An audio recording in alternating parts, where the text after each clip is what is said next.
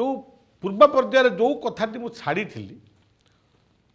जे बाली सुग्रीव सुग्रीव हाँ बाली सुग्रीव कथाटी कहीकि माने आरंभ कर छाड़ी परवर्ती पर्यायर कही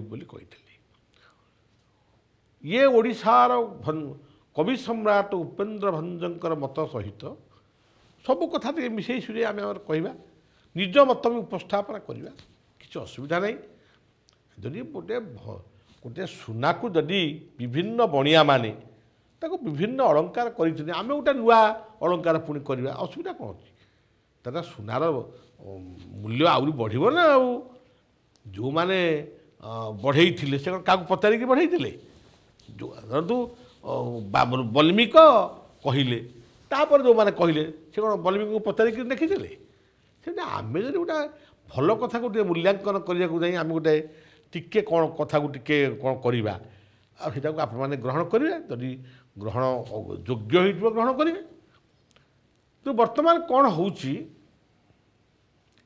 यही बाली सुग्रीवंकर गोटे जन्म वृत्तांत मो पाखे अच्छी जितेबाला मु पंचम श्रेणी रे गोटे पाठ पढ़ुली मोर जन शिक्षक थे ना हूँ ब्रह्मानंद सुटाहाट पटापल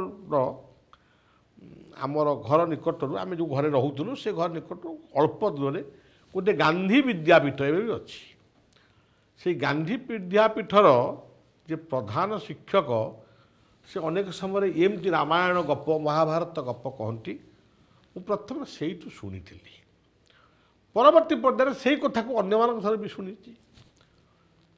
किंतु से कथा को मध्य ये सेवक जितेबाला आमको जिते रामायण कथा कह डकरा जाए मत विशेष कई डाकती रामायण कथार मोर गीता हूँ मोर सब्जेक्ट तेणु जितेबाला भी आमको डाकी 8 दिन 9 दिन पर्यंत कही से कथा प्रसंग सब कही जे बाली सुग्रीवंकर जन्म वृत्तांत जमी लिखाही सेमती मत ठीक लगुनि तथापि कहवा चाहूँगी वर्तमान आखि चैनल माध्यम मोर निजस्व मतटा को दबा चाहूँगी से कथा को मने पकईकि मुझा कहना चाहूँगी जोटा आपण मैंने जानी संक्षिप्त कहूँ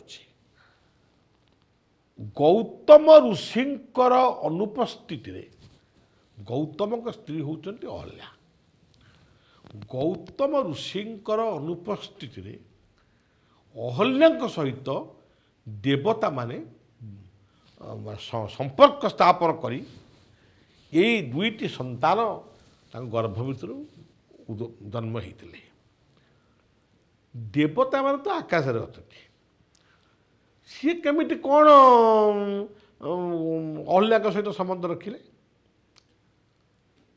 तेणु ये कथा मत कहे मु कहे खाली लोक बोर नहापी कहे कि ये कथा को मत ठीक लगे मुझे निजे बुझीपारे ना अच्छा जदि भी से संपर्क रखिले ये कथा गौतम ऋषि जड़े प्रचंड साधक सी कथा जापारे केमी जो अहल्यांकर ना कह जे सती बोली अहल्या केमी सती हे ये कथा केबे नु देवता माने बलात्कार करना किंबा अहल्या मध्य ताको सतीत्व को नष्ट करना तेज संतान उत्पन्न होती कौन सी कारण से अहल्या चरित्र पर सन्देह कर सन्देह करिथिबे भी ता मध्य भूल ऋषि कौन ध्यान बड़े जानीपारे ऋषि मानक आम कहीं सम्मान दबा तेणु गौतम ऋषि अहल्या ये गोटे स्वतंत्र कथा सृष्टि होती समस्ते सब कथा जानी तेज से कथाटा केमिटी दुईटी पुत्र को सहित अंजना अंजना झीटे थिला आगु पुओटे जन्म हेले आज भी बापा माँ बहुत खुशी होती पिठा बांटुरी से भी से गौतम दुईटी पुओं को धरी नई की गाधे जाऊँ दुई पुओ झील को पुओ दुईटी को दुईटी काखरे धरी अंजना चाली चाली जाऊँ ସେ ଥିଲା ମଧ୍ୟାହ୍ନ ସ୍ନାନ ସମୟର କଥା। ନଈ ବାଲି ଥିଲା ଉତ୍ତପ୍ତ, ଉପରେ ଥିଲା ସୂର୍ଯ୍ୟଙ୍କର ପ୍ରଚଣ୍ଡ କିରଣ ବା ତାପ। ସହିପାରି ନାହାନ୍ତି ଅଞ୍ଜନା। ଝିଅଟିଏ ବ୍ୟାକୁଳ ହୋଇ କହିଛନ୍ତି, ବାପା ମୋତେ ଟିକେ କାଖଉନା, ମୋ ଗୋଡ଼ କ'ଣ ହେଇଯାଉଛି। କୌତୁକ କହିଛନ୍ତି, ଯାହା କହିଛନ୍ତି ଏଇଟା ଯୁକ୍ତିଯୁକ୍ତ କଥା। ମୁଁ ତ ଦୁଇଟା କାଖରେ ଦୁଇଟା ଛୁଆଙ୍କୁ ଧରିଛି, ତତେ ପୁଣି କେଉଁଠି କାନ୍ଦେଇବି କେମିତି। ଯଦି ବି ଏକଥା ବିରକ୍ତ ହେଇଥିବେ, ଏଠି ଗୌତମଙ୍କର କିଛି ଭୁଲ ନୁହେଁ। କିନ୍ତୁ ଅଞ୍ଜନା ସେଠି ତାଙ୍କୁ କ'ଣ କହିଦେଲା, ସେ କଥା ଗୌତମ ବିଶ୍ୱାସ କରିବାଟା ଭୁଲ। ଯେ ମୁଁ ତୁମର ନିଜ ଔରୁଷରୁ ଜନ୍ମ ଝିଅ ହେଇ ତମେ ମୋତେ କାଖଉନା, କିନ୍ତୁ ଅନ୍ୟଠାରୁ ଜନ୍ମ ହେଇଥିବା ଦୁଇଟି ସନ୍ତାନ ତାକୁ କେମିତି ଆପଣ କାଖଉଛନ୍ତି। ସେଇଠି ଗୌତମଙ୍କର ଅହଲ୍ୟାଙ୍କ ପ୍ରତି, ତାଙ୍କ ଚରିତ୍ର ପ୍ରତି ସନ୍ଦେହ ସୃଷ୍ଟି ହେଇଛି। ଏବଂ ସେ କହିଛନ୍ତି, ତାଙ୍କ ମନ୍ତ୍ରଶକ୍ତି ବଳରେ କହିଛନ୍ତି, ତୁମେ ଯଦି ମୋ ଐରୁଷରୁ ଜନ୍ମ ହେଇଥିବ ମୋ ପାଖକୁ ଫେରି ଆସ। ଯଦି ତୁମେ ଅପରର ସନ୍ତାନ ହେଇଥିବ ତୁମେ ମାଙ୍କଡ଼ ହେଇଯାଅ। ସେଦିନର ଶିକ୍ଷକ ଯାହା ମୋତେ କହିଥିଲେ ମୁଁ ସେଇଟା ଆପଣଙ୍କୁ କହୁଛି। କିନ୍ତୁ ପରବର୍ତ୍ତୀ ସମୟରେ ଦେଖାଗଲା ସେ ଦୁଇଟି ପୁତ୍ର ଆଉ ଗୌତମ ପାଖକୁ ନ ଫେରି ସେ ମାଙ୍କଡ଼ ହେଇ ପଳେଇଲେ। ଏଠି ତାହେଲେ ପ୍ରମାଣ ହେଲା ଯେ ଅହଲ୍ୟାଙ୍କର ସତୀତ୍ୱ ନଷ୍ଟ ହେଇଛି। ସେ ଇଚ୍ଛା କରି ସତୀତ୍ୱ ନଷ୍ଟ କରିନାହାନ୍ତି, ତାଙ୍କୁ କିଏ ବଳାତ୍କାର କରିଥିବ। ଯଦି ଆମେ କହିବା ନା ସେ ଇଚ୍ଛା କରି ସତୀତ୍ୱ ନଷ୍ଟ କରିନାହାନ୍ତି, ତାହେଲେ ବଳାତ୍କାର କରାହେଇଛି। ଆଚ୍ଛା, ବଳାତ୍କାର କିଏ କରିଛନ୍ତି? କ'ଣ ଆକାଶରୁ ଯଦି ସୂର୍ଯ୍ୟ ଚନ୍ଦ୍ର ଇନ୍ଦ୍ର ଏଇମାନେ ବଳାତ୍କାର କଲେ, ତାହେଲେ ଆମେ ତାଙ୍କୁ ସୂର୍ଯ୍ୟ ଚନ୍ଦ୍ର ଇନ୍ଦ୍ର ଆଙ୍କୁ ଦେବତା ଦେବରେ ପୂଜା କରିବା କେମିତି? ସେଟା ଜ୍ୟୋତିପୁଞ୍ଜ। ସେ ଜ୍ୟୋତିଷ୍କମାନଙ୍କୁ ଆମେ ପୂଜା କରୁଛୁ। ସୌର ଶକ୍ତି, ଚନ୍ଦ୍ରମାର ଜ୍ୟୋତ୍ସ୍ନା, ଇନ୍ଦ୍ରଙ୍କର ମେଘଧାରାକୁ ଯଦି ଆମେ ସମ୍ମାନ ଦେବା, ସେମାନଙ୍କୁ ଆମେ ଚରିତ୍ର ଭ୍ରଷ୍ଟ ସଜେଇବା? କେବେ ବି ଏଗୁଡ଼ାକ ନୁହେଁ।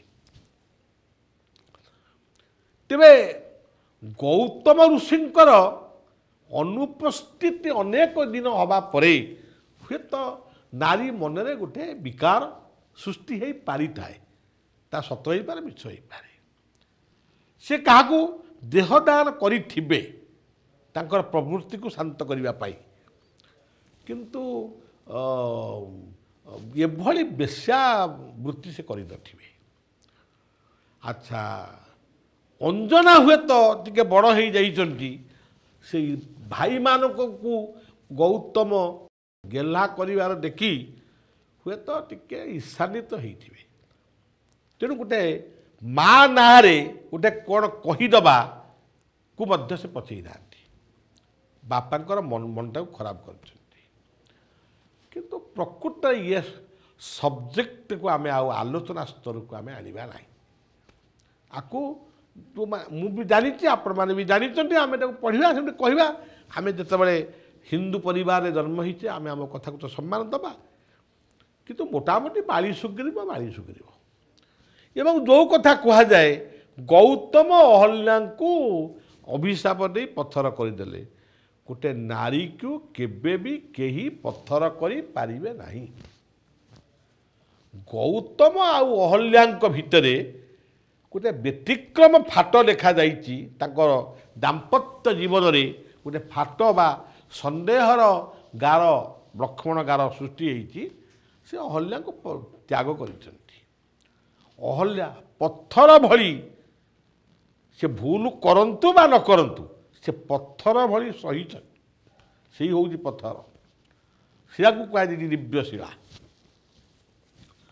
ଅପେକ୍ଷା କରିଛନ୍ତି କେହି ଯୋଗ୍ୟ ବ୍ୟକ୍ତି ଏଇ ବାଟ ଦେଇ ଆସିଲେ ଆମର ଇଏ ସ୍ୱାମୀ ସ୍ତ୍ରୀର କଳହଟାକୁ ସେ ସମାଧାନ କରିବେ।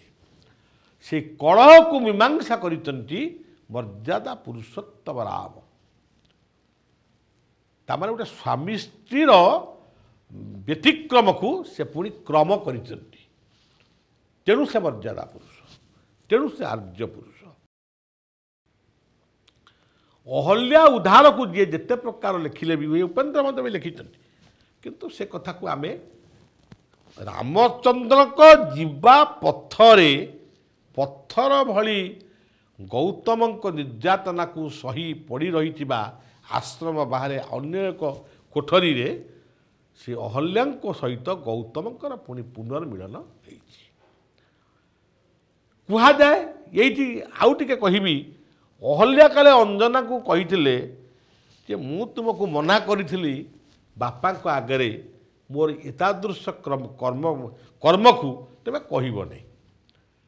ଯଦି ଏକଥା ସତ୍ୟ ହେଇଥାଏ ତାହେଲେ ହେଠୁ ଅହଲ୍ୟା ଭୁଲ କରିଛନ୍ତି, ଅଞ୍ଜନା ବି ଭୁଲ କରିଛନ୍ତି।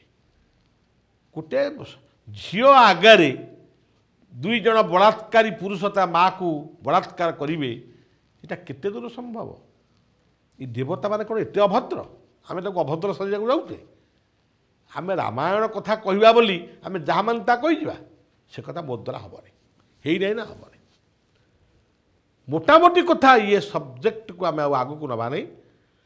ଖାଲି ମନେ ପକାଇ ଦେଉଛି ଅହଲ୍ୟାଙ୍କୁ କାଳେ ଅଞ୍ଜନାକୁ କାଳେ ଅହଲ୍ୟା ଅଭିଶାପ ଦେଲେ ଯେ ମୋ ପୁଅ ଦୁଇଟାକୁ ତୁମେ ଯେମିତି ମାଙ୍କଡ଼ କରିଛ ତମ ପୁଅ ବି ସେମିତି ମାଙ୍କଡ଼ ହେବ।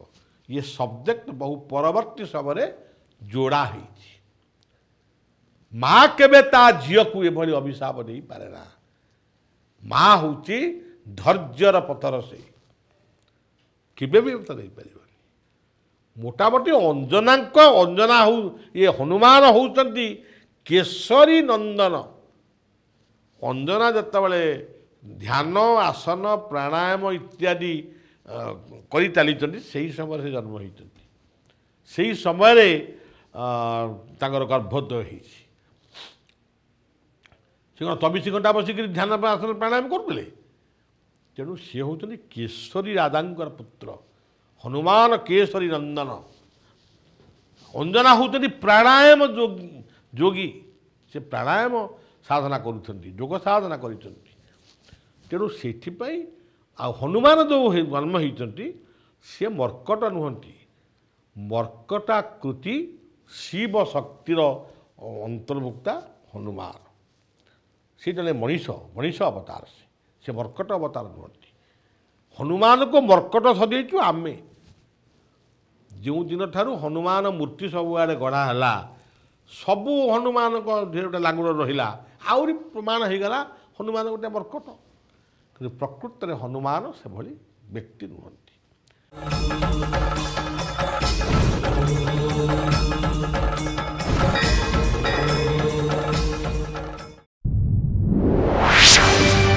ଆଖି ଉତ୍କଳ।